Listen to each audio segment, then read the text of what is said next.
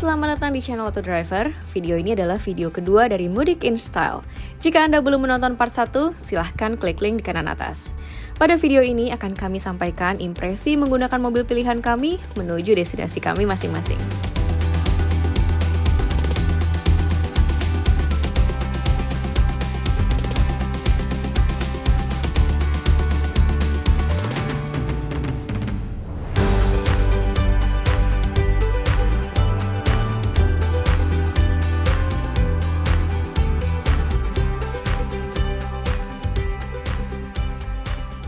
Benar-benar nggak nyesel pilih Kia Grand Carnival di Mudik in Style 2022 kali ini. Mobil ini lega, nyaman, irit, praktis, dan bentuknya keren. Jadi benar-benar sesuai tema Mudik in Style. Bahkan saudara-saudara juga senang pada saat naik mobil ini, berburu kuliner atau jalan-jalan itu enak sekali. Nah, sekarang kita masuk ke hal yang saya suka dan saya kurang suka dari mobil ini selama liburan. Kita mulai dari yang saya kurang suka dulu. Yang pertama ini mobil lebar sekali, jadi kalau saya masuk ke gang-gang sempit itu harus ekstra hati-hati. Kemudian yang kedua, mobil ini pintunya terlalu rendah, memang untuk melindungi supaya kaki kita itu nggak kotor saat kita mau turun. Tapi kalau kita parkir dekat trotoar itu kadang-kadang gampang mentok, bahkan kadang-kadang nggak bisa keluar gitu kalau trotoarnya ketinggian. Lantas mobil ini fiturnya lengkap, tapi sayangnya tidak ada tire pressure monitoring system, jadi saya nggak bisa ngecek kondisi tekanan ban di instrumennya. Serta walaupun fitur radarnya lengkap, tapi rear cross traffic alert itu kadang-kadang suka bikin panik. Jadi kita mundur, ada tukang parkir di sini atau ada motor yang sebenarnya masih jauh untuk ukuran Indonesia, tiba-tiba mobilnya langsung ngerem. Jadi kurang cocok untuk kondisi Indonesia. Nah, sedangkan untuk hal yang saya suka dari mobil ini, yang pertama adalah bantingan suspensinya. Ini sangat ke arah premium, lebih enak dari Kia Grand Sedona, benar-benar dewasa dan nyaman. Kemudian range-nya, sekali isi BBM dengan konsumsi bahan bakar yang irit di mobil ini, itu bahkan range-nya itu bisa melebihi 1000 km. Sangat-sangat berguna untuk perjalanan jauh, dan konsumsi bahan bakarnya juga irit di atas 111, padahal dengan kondisi kemacetan yang sangat padat. Kemudian dia ada pemantau blind spot, kalau kita sen kanan dia keluar citra di instrumen, dan sen kiri juga keluar citra di instrumen, yang itu membuat perjalanan jadi lebih aman. Kemudian audio Bose-nya suaranya bagus, AC triple zone, jadi penumpang belakang bisa nyetel AC sendiri tanpa tergantung depan, dan pendingin kursi yang sangat berguna ketika melewati jalanan yang panas seperti ini.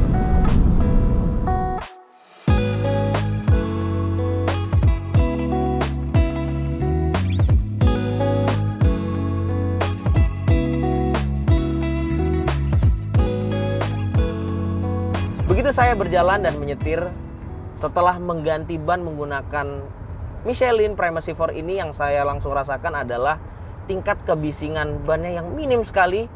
Dan ini tuh tidak ada suara berisik dari ban yang masuk ke dalam kabin. Serta grip dan performa pengeremannya baik di jalan kering maupun basah, ini terbaik, sehingga membuat saya lebih pede aja gitu membawa mobil ini. Itu bisa terjadi berkat teknologi yang ada pada Michelin Primacy 4 ini, yaitu Evergrip dan Silent Grip. Nah, untuk Anda yang sedang mencari ban terbaik dari Michelin, Anda bisa langsung kunjungi website resmi Michelin di www.michelin.co.id. Anda bisa langsung mencari toko-toko terdekat yang jual Michelin dari lokasi Anda. Serta kunjungi Facebook resmi Michelin di Michelin Indonesia untuk informasi lebih lanjut ya. Tujuan saya seperti biasa, yaitu Ngawi, Jawa Timur, yang merupakan kampung halaman saya. Saya akan berlebaran di sana, lalu akan lanjut ke Pare, Kediri, dan sebelum pulang saya akan mampir di Jogja.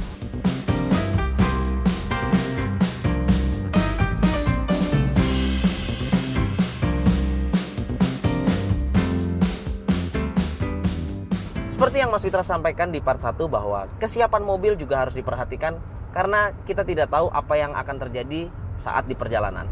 Nah, untuk berjaga-jaga jika terjadi sesuatu, pastikan juga di mobil Anda sudah ada APAR, alat pemadam api ringan. APAR yang sedang saya pakai di mobil ini adalah Servo VX yang sudah tersertifikasi SNI dan TKDN tinggi. Desainnya minimalis, jadi handling pada tabung tidak mengganggu kenyamanan dan tidak sakit jika terbentur dengan kaki. Servo VX juga sudah dilengkapi dengan mounting bracket yang desainnya menyatu dengan bodi mobil. Servo juga memiliki layanan Servo Side Service, yaitu layanan isi ulang di tempat bagi pengguna yang ingin mengisi ulang apar servo. Jadi, jangan lupa untuk selalu sedia servo di kendaraan Anda dan pilih alat keselamatan yang jelas teruji dan tersertifikasi SNI ya. Because safety is not an option. Untuk Anda yang sedang mencari apar terbaik, silahkan kunjungi di sosial media @servofireid atau website www.servo.co.id.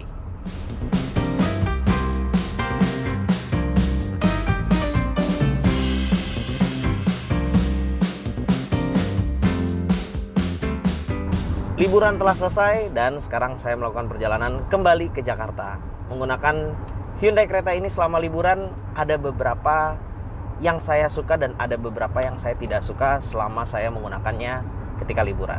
Pertama, saya akan menyebutkan beberapa yang saya suka dulu. Posisi menyetirnya sangat enak, bisa sangat rendah, dan bantingan suspensinya nyaman. Jadi ketika saya melewati jalanan yang kelok-kelok, lalu nanjak, turun, transmisi IVT-nya juga sangat pintar, tenaganya cukup, dan ini compact SUV yang nyaman, lalu akomodasinya juga cukup untuk membawa perlengkapan saya ketika liburan. Lalu karena ini compact, jadi saya nggak khawatir ketika saya sedang harus mencari jalan tikus, mencari jalan pintas yang sempit, masuk ke daerah pedesaan, kampung yang jalanannya cuman satu jalur aja gitu. Saya nggak khawatir karena mobilnya compact, gampang dikendalikannya, terlihat depan, belakang, sampingnya, lalu ground clearance-nya tinggi, jadi aman ketika melewati jalan-jalan tikus seperti itu. Apalagi kan lagi lebaran ya, jadi di mana-mana tuh macet, jadi kita harus mencari jalan pintas seperti itu. Lalu premium sound-nya, tapi saya yang selalu amazed adalah bantingan suspensi serta transmisi IVT-nya sih, yang sangat berasa, yang membuat saya suka ketika berkendara dengan mobil ini. Lalu ada beberapa yang saya kurang begitu suka, yaitu sayangnya sih sebenarnya ini tidak dilengkapi dengan adaptive cruise control. Alangkah lebih baiknya jika dilengkapi dengan adaptive cruise control, itu jadi lebih enak lagi berkendara keluar kota karena dia sudah dilengkapi dengan lane following assist dan lane keep assist-nya ini. Lalu ketika hujan sedikit berisik nih di atapnya. Tapi kalau hujan aja sih, kalau nggak hujan segini kayak road noise gitu nggak begitu masuk ya. Lumayan kedap gitu ya, nggak terlalu berisik, nggak berisik juga. Apalagi juga saya sudah menggunakan ban Michelin Primacy 4 yang kebisingannya itu rendah sekali. Tapi sayangnya itu, kalau hujan aja tuh berisik di atapnya karena mungkin panoramik dan bagian atasnya ini kurang tebal mungkin ya. Lalu ini saya rasa sih hanya terjadi di beberapa unit. Mungkin di unit tes yang kami pinjam ini, wireless Apple CarPlay-nya ini suka tiba-tiba terputus gitu koneksinya. Jadi ini kan wireless, jadi kadang udah connect, kadang terputus, kadang connect lagi, kadang terputus. Di Hyundai Creta yang kami pinjam untuk unit test drive di Auto Driver lalu, tidak ada masalah sih dengan konektivitas yang terputus ini. Mungkin hanya di unit test yang kami pinjam ini. Jadi itu aja sih yang kurang begitu saya suka mengendarai mobil ini. Tapi overall saya lebih banyak sukanya karena memang saya juga yang menentukan pilihan mobil ini, dan saya yang memang memilih mobil ini untuk melakukan perjalanan keluar kota.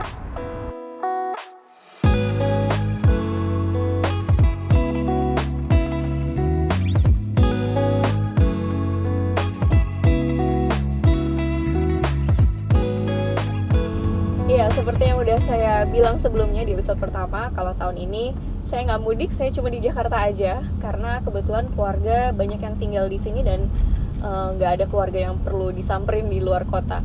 Jadi cuma di Jakarta aja, silaturahmi ke rumah orang tua pas lebaran, terus ya mostly jalan-jalan sih ke mall gitu ya. Nah tapi ternyata di mall dan tempat-tempat restoran di Jakarta tuh ternyata masih rame, padahal kirain pada mudik ya. Kemarin kayak banyak banget tuh mudik orang-orang, cuma ternyata masih rame banget gitu. Nah akhirnya ya udah tetap jalan-jalan aja, kita nikmatin mudik in style-nya di Jakarta sambil ngerasain kenyamanan dari BMW X3. Nah yang saya suka dari mobil ini dari pertama kali itu adalah warnanya, karena ini warna favorit saya sama Mas Dito, suami saya, Brooklyn Grey. ini warna keren banget. Bahkan tadinya saya punya mobil di rumah pengen diwarnain warna ini, ternyata dapet X3 warna ini, dan perpaduan warna di interiornya itu juga konyak, which is yang emang saya suka banget. Warna interior dari BMW yang saya suka banget. Jadi ini perpaduan warna yang keren banget, Brooklyn Grey sama konyak. Sampai pas saya posting di Instagram itu kocak banget, ada teman saya namanya Gendis itu sampai SPK mobil ini karena ngeliat postingan saya di Instagram, dan dia langsung ngiler pengen banget BMW X3 ini persis plek-plekan warnanya, warna eksterior interiornya itu sama persis. Dia sampai nanya tuh warnanya apa, pokoknya mau persis kayak punya lo. Itu lucu banget, dia sampai SPK ke dealer BMW. 3 fitur yang saya suka banget dari mobil ini. Yang pertama, kamera 360-nya itu jelas banget, bener-bener kayak wah, kalau diaktifin nih, kita mau nikung ke kiri aja misalnya agak terlalu dekat sama trotoar, itu langsung nampilin gambar trotoar sama ada tampilan mobil kita juga. Jadi sejauh apa kira-kira mobil ini sama trotoarnya, setipis apa gitu. Itu bener-bener ngebantu banget dan impresif gitu buat saya.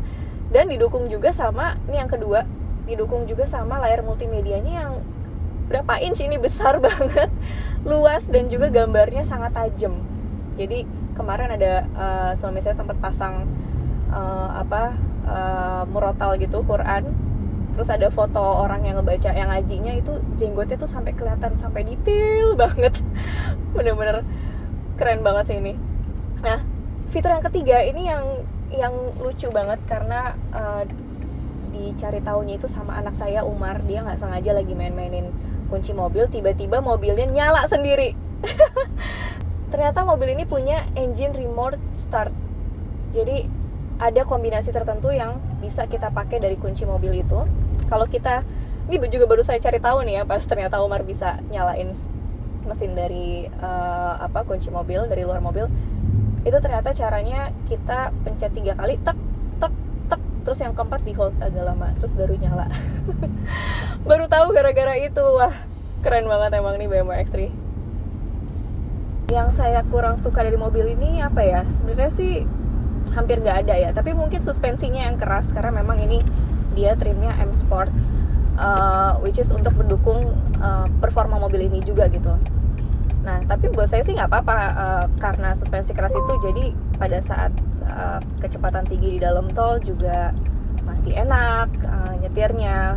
Bener-bener dapat driving experience yang sangat memorable lah. Bener-bener rasanya tuh happy banget kalau bisa nyetir ini.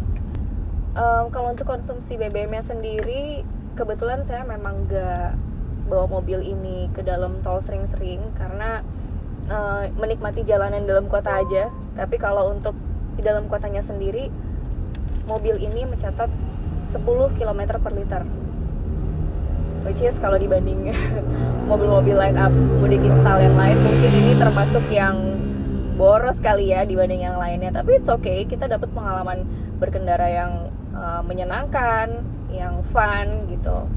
Terus juga ya seperti yang saya bilang tadi, dapat mobil yang appearance-nya itu mungkin bisa dibilang paling stylish di antara yang lain.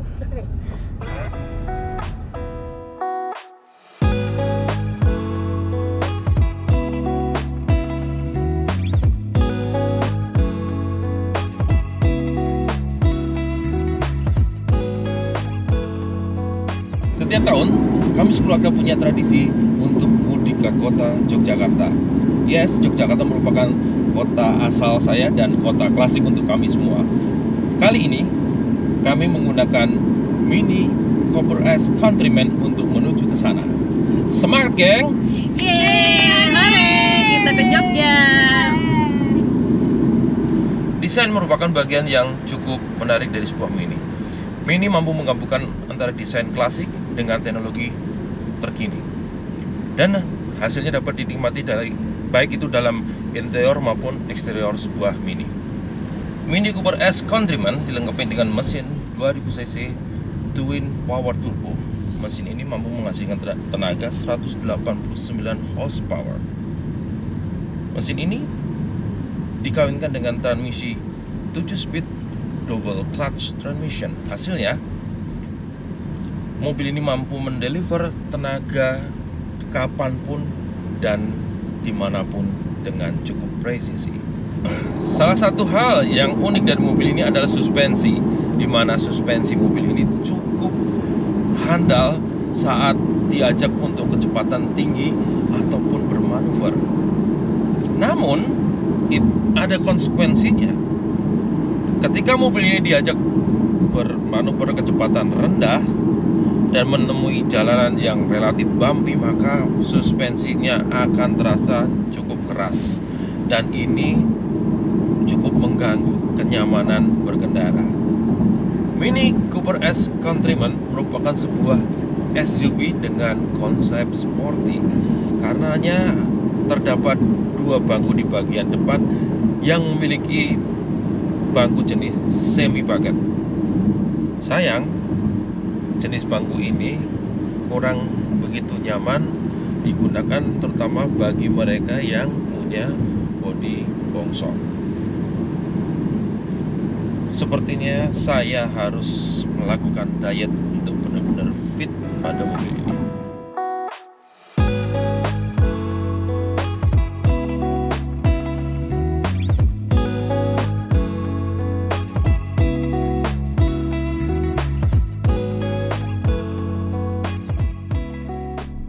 Mudik InStyle kali ini memang saya sengaja memilih Toyota All New Foxy karena beberapa dari yang saya baca di data-datanya kok sepertinya asik ya dibawa perjalanan jauh. Walaupun tadinya rencana mau ke Bali kita batalin karena jalanan yang macet, dan sepertinya kami akan ikut menambah penuh jalanan. Kasihan yang mudik beneran. Saya suka dari Fox ini ada beberapa item sebenarnya. Yang pertama, ruangannya, interiornya. Walaupun dia bukan MPV full size, tapi ketika duduk di dalamnya sangat terasa spacious. Apalagi banyak item-item yang bisa dimodifikasi lagi di dalam mobil ini, sehingga menjadi lebih luas, seperti jok belakang yang mudah sekali dilipat, lalu jok baris kedua yang captain seat yang bisa dibuat selonjoran kalau kita perlu istirahat di perjalanan, lalu kekedapannya juga sangat baik dan sebagainya. Itu pertama dari sisi cabin interior. Berikutnya saya juga penasaran dengan Toyota safety sense-nya, dan ternyata memang sangat membantu ya. Ada beberapa poin kan di dalam TSS-nya Toyota yang baru ini yang sama dengan mobil Toyota yang sudah berbasis TNGA 3.0. Yang pertama, pre-collision system. Berikutnya adalah dynamic cruise control. Lalu ada lane tracing assist yang membantu kita untuk kendaraan tetap lurus ketika dynamic cruise control dihidupkan dan lane tracing assist-nya berfungsi. Hal-hal itulah yang memudahkan saya sebagai pengemudi sehingga merasa nyaman dan aman. Untuk mesin, ya dia sudah tergabung dalam TNGA 3.0 dan tenaganya pun bertambah 10% dibandingin sama yang sebelumnya, baik tenaga maupun torsi, sehingga kita sebagai pengemudi makin terasa nyaman, apalagi ketemu tanjakan panjang seperti di tol Padalarang Cilenyi. Tenaga mesin seperti tidak habis-habis, didukung oleh CVT-nya yang juga makin halus dan mendukung kinerja mesin itu sendiri. Tambahan lain, banyak hal-hal pendukung yang membuat mengemudi atau bepergian jauh berasa lebih nyaman. Kalau ketemu macet tanjakan begini, saya sering menggunakan hold brakingnya, sehingga kaki nggak cepat lelah lah. Berhenti ya berhenti, tinggal gas. Itu terus selalu ada sensor-sensor yang sekarang radarnya pun jauh bekerja lebih baik dan lebih luas jangkauannya. Saya rasa itu yang saya suka dari mobil ini secara global. Walaupun banyak yang saya suka dari Foxy terbaru ini, ada juga saya nggak sukanya. Walaupun nggak banyak sih, cuma 1. 2 deh. 1, karena sekarang panoramic roof-nya tidak ada, jadi dan interiornya hitam, jadi mobilnya agak gelap di dalamnya. Apalagi kalau udah cenderung sore, dan kaca filmnya ini kan mungkin sekitar 80%, jadi agak kurang, penglihatan keluar tuh kurang baik kalau sore hari. 1 lagi, walaupun kecil tapi menurut saya penting, dengerin nih, denger gak? Nah, klaksonnya, suara klaksonnya tuh tidak menggambarkan mobil yang hampir 600 juta atau 582 juta sekian itu. Seperti melunturkan wibawa mobil dan wibawa pengemudi ketika kita harus menggunakan klakson. Walaupun saya jarang memencet klakson ini, tapi ketika harus membutuhkan suaranya kurang berwibawa. Itu aja sih yang saya nggak suka, karena menurut saya juga klakson itu menggambarkan kalau kita dengar suaranya kan menggambarkan mobil sebesar apa yang akan lewat atau kendaraan sebesar apa yang lewat.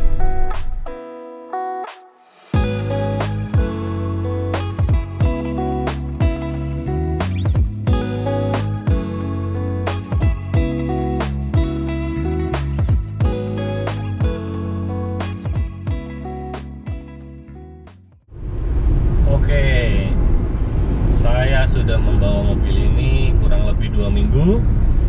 Dan pasti ada beberapa hal yang saya suka menurut saya dan saya kurang suka menurut saya. Yang pertama yang saya suka dari Kia Seltos diesel ini adalah yang utama ya, kehebatan bahan bakarnya.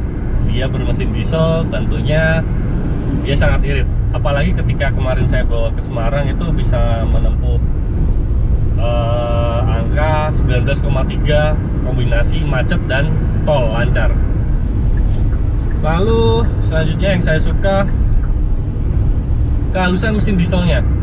Jadi dia mesin dieselnya tuh tidak berisik, nggak seperti mesin diesel yang dulu-dulu. Jadi teknologi peredamannya sudah baik. Jadi yang saya suka selanjutnya adalah kehalusan mesin dieselnya.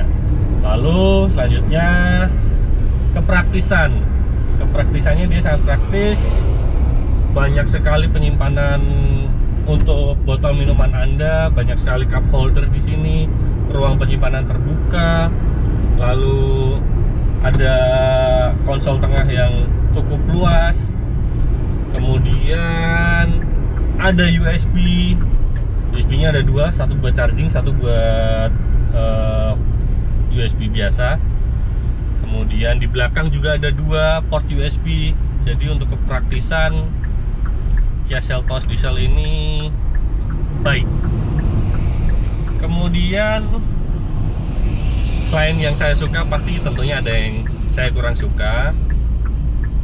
Yang pertama ini yang saya sebutkan sebelumnya, desain dari speakernya itu terlihat seperti penyok. Cuman pasti ada alasan kenapa desainnya dibuat seperti ini. Kalau menurut saya pribadi, secara estetika dia kurang, tapi untuk faktor ketahanan, kokoh, mungkin dia lebih kokoh dibandingkan desain-desain konvensional. Mungkin jadi lebih terlihat tahan benturan sepertinya desainnya ini.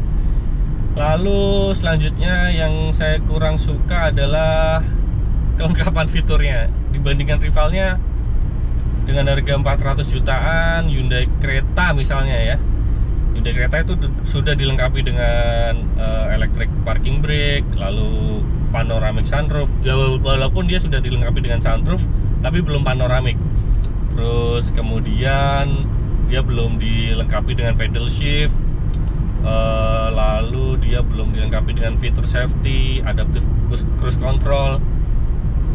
Tapi semua itu menurut saya terbayarkan dengan kehematan bahan bakar yang baik untuk Kia Seltos diesel ini.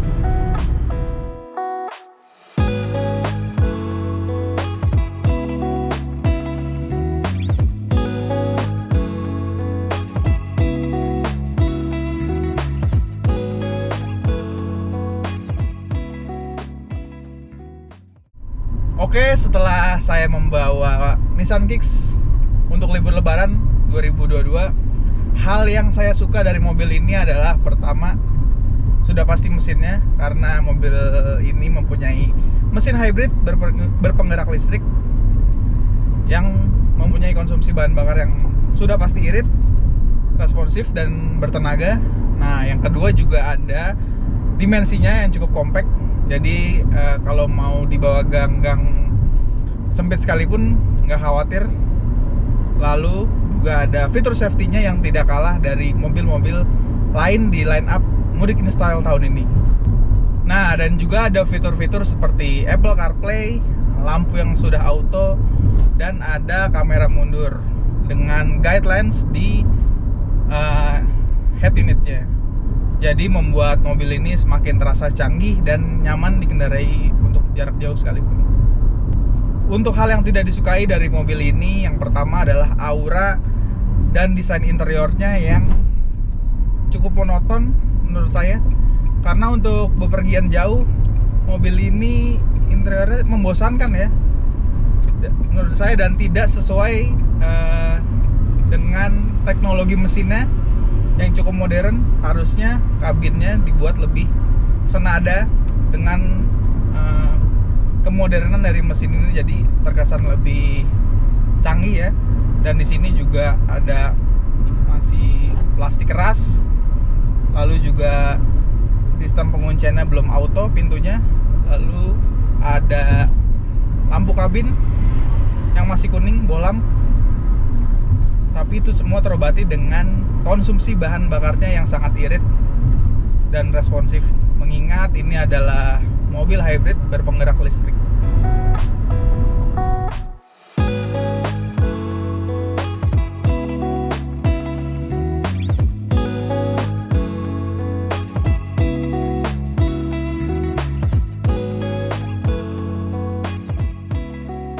Mengendarai mobil ini juga ada unsur fun to drive-nya. Lalu juga kelebihan dari Hyundai Palisade menurut saya di ajang Mudik InStyle 2022 kali ini adalah soal fitur-fiturnya. Ya, dia cukup lengkap. Ini untuk atapnya dia tersedia 2 atap sunroof atau panoramik di bagian belakang. Di depan ada 1 dan di belakang 1. Jadi bisa menimbulkan kesan mewah dan juga kesan lapang di ruang kabinnya. Lalu juga untuk fitur-fitur seperti head unit dia dilengkapi dengan konektivitas Apple CarPlay dan juga Android Auto yang bisa Anda koneksikan secara wireless.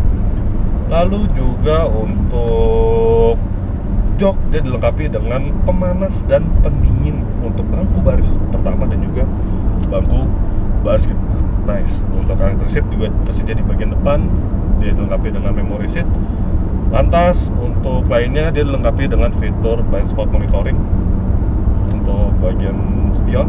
Jadi Anda akan terbantu ketika ada objek yang mendekat dengan mobil ini. Kemudian dia ada 4 pilihan drive mode, ada Smart, Eco, Comfort, Sport yang bisa Anda pilih menggunakan knob putar yang ada di bagian tengah ini. Ini cukup menarik. AC sudah triple zone, bagian depan bisa diatur kiri dan kanan, dan juga untuk bagian belakang dia bisa diatur suhunya dan juga level dari anginnya.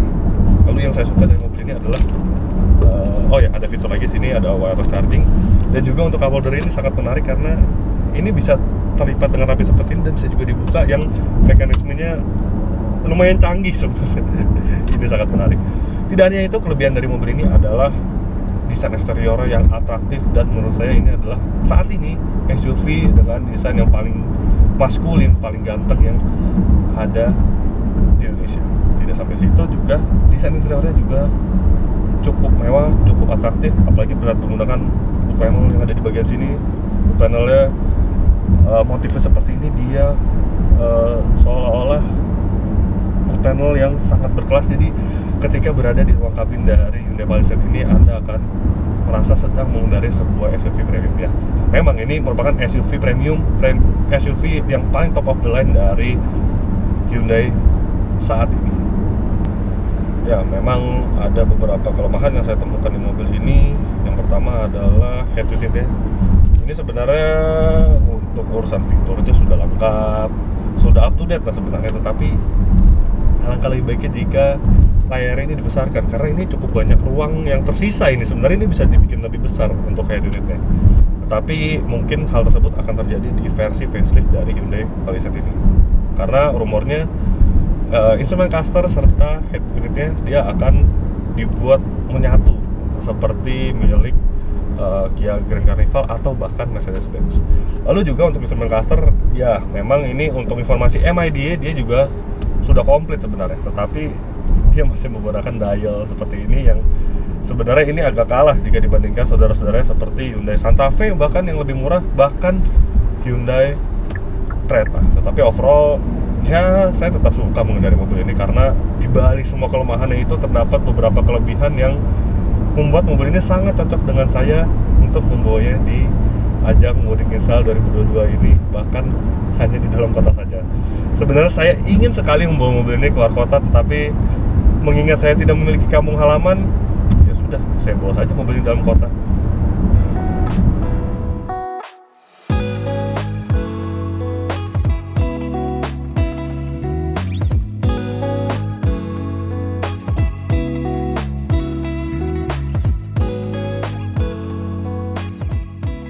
Saat ini saya sudah di Tol Trans Sumatera dan tujuan akhirnya adalah ke kota Palembang. Jadi dari rumah itu jam 2 pagi dan kita kedapatan nyebrang jam 4 pagi. Jadi masih gelap banget tadi.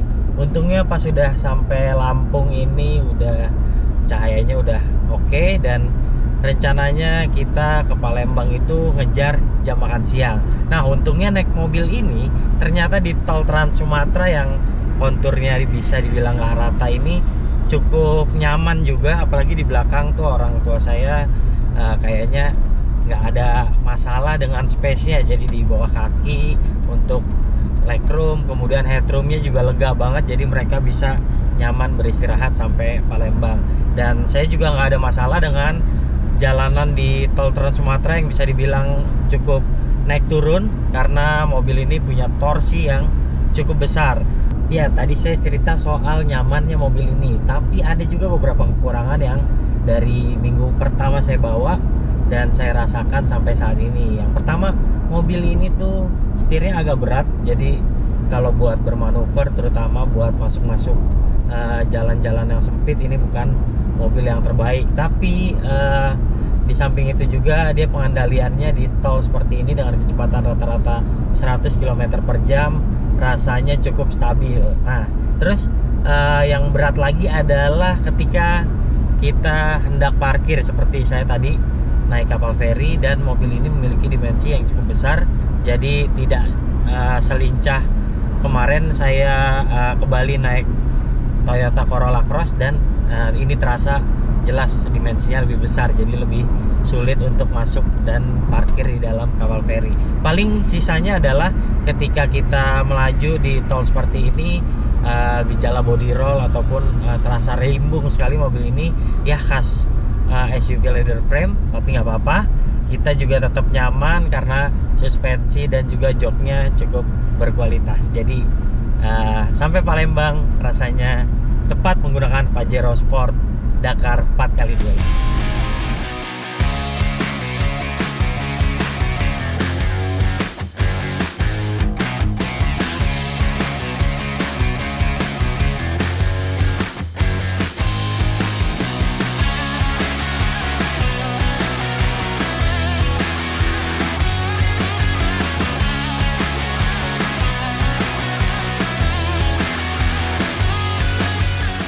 Dan akhirnya kami pun sampai kembali ke Jakarta dengan selamat, dan mewakili seluruh kru Auto Driver kami mengucapkan selamat Hari Raya Idul Fitri dan mohon maaf lahir dan batin. Jadi disinilah ujung perjalanan dari Mudik InStyle 2022. Mana perjalanan atau mobil yang merupakan favorit dari Anda? Silakan cantumkan di kolom komentar. Jangan lupa Anda klik like bila menyukai video ini dan subscribe ke channel Auto Driver. Sampai jumpa di Mudik InStyle 2023.